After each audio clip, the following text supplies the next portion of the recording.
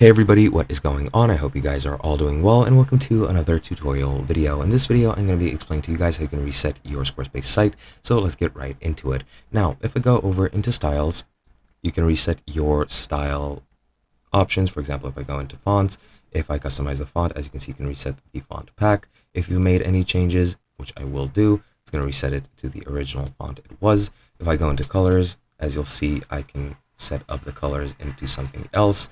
I'll select this, for example, lightest, go back, and now as you can see, there is no option to swap it out. There is no option to reset it, so I might have made a mistake. So I'll just add lightest to this. I don't know if I have to save it first. I'll just scroll all the way down.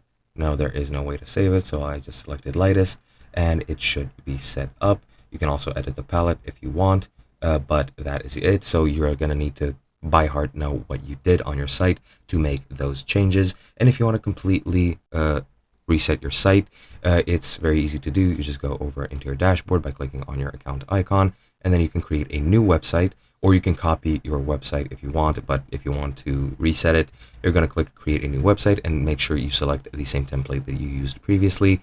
If you don't, then there is no way to reset your site as far as I know, except if you go to the styles page, and that is pretty much it. And yeah, that is all I know that you can do. You might be able to do different things. However, as far as I'm aware, there is no other options. But yeah, that is pretty much it.